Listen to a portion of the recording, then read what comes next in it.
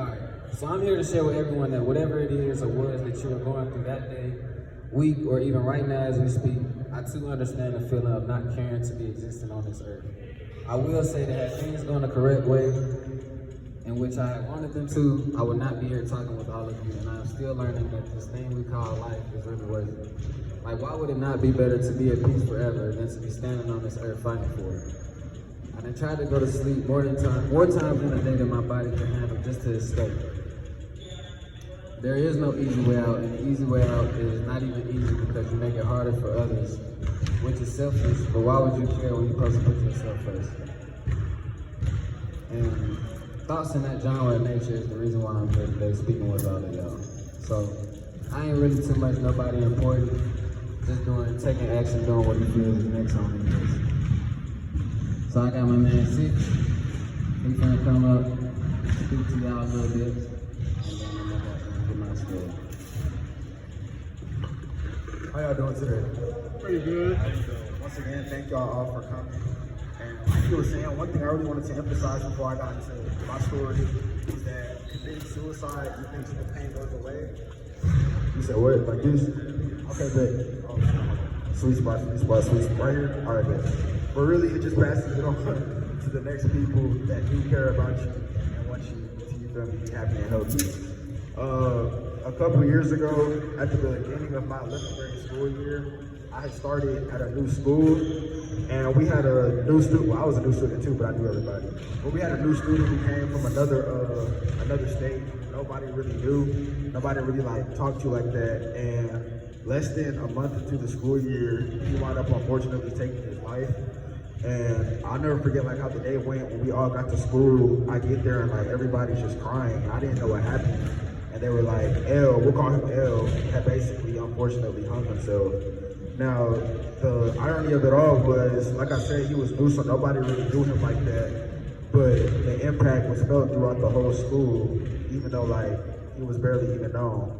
I remember everybody was crying. I cried because I had him in two of my classes, but I never reached out to him. I never spoke to him. I never attempted to reach out. And to my knowledge, I didn't know that nothing else was going on. So what wound up happening was he had done that, and later on we found out that he was going through a whole bunch of stuff at home. But it was crazy. What was crazy to me is that everybody had wound up going to his funeral from my school, even though we barely knew him. And that just showed me that had he reached out, I knew that for a fact somebody would have cared. And the two things from his funeral that stuck out to me was one of the mothers of one of my classmates was pregnant. I never forget seeing her walk out of the church. She was holding her pregnant stomach and she was crying, real bad. And then the most haunting thing ever, I can still picture it right now, was when they closed his casket and they started dragging him out.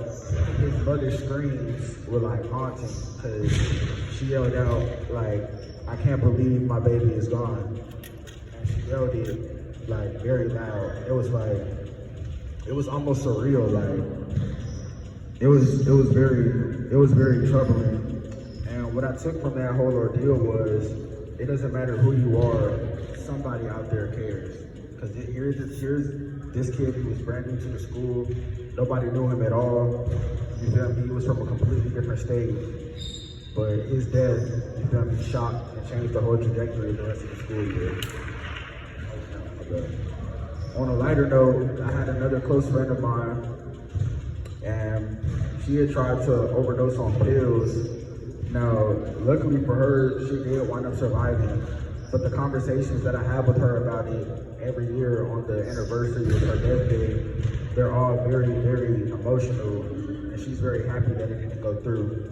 Because at the time, she was going through hell. What she describes it as, she was very lonely, very depressed, dealing with a lot of stuff that nobody knew about. And if you met her, you would have never known. She was always happy, you feel me? Everybody liked her, everybody got along with her. And then one day, nobody heard from her for 2 weeks. And then I get a call from her parents actually, saying that she had just got out of the psych ward because she tried to take her life. Now, although she made it, every year she makes sure to celebrate with other people and spread suicide prevention awareness, and I really respect that. with her, me and her still share a very, very close friendship. And imagining life without her for me would be very, very hard. So, in all that, I myself have also struggled with suicidal thoughts.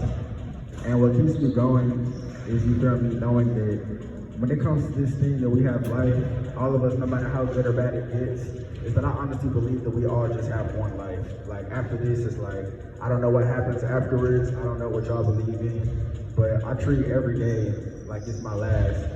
And I know that you feel me, like, it could be better. Like, one thing I really emphasize on what you were saying is, why would I care about how anyone else feels if I decide to take my life when I should put myself first? That really stuck out to me when I was in a very dark time and I considered taking my life. I will say that what kept me going is my family, my faith, and knowing that this too shall pass. Now, in terms of if there's anybody here that's struggling with their own suicidal thoughts, you feel me, like, I would highly recommend reaching out to somebody you care about. You can always talk to me. You can always talk to Leon. Me and him have very deep conversations about the subject matter. And you feel me, I know it's a very dark, sensitive topic. And most of us here, well, everybody here for real, is colored. Shout out to what's up, Samir? Everybody here is colored. And I know as far as mental health goes and suicide, we don't really talk about it enough in the Black community, because everybody is, you feel me, everybody tries to downplay it, but it's a real problem. Having thoughts of killing yourself is a real problem. Attempting to take your own life is a real problem. Harming yourself, you feel me, like cutting yourself and stuff, those are real problems, and they shouldn't be taken lightly, and you shouldn't have to go through it on your own.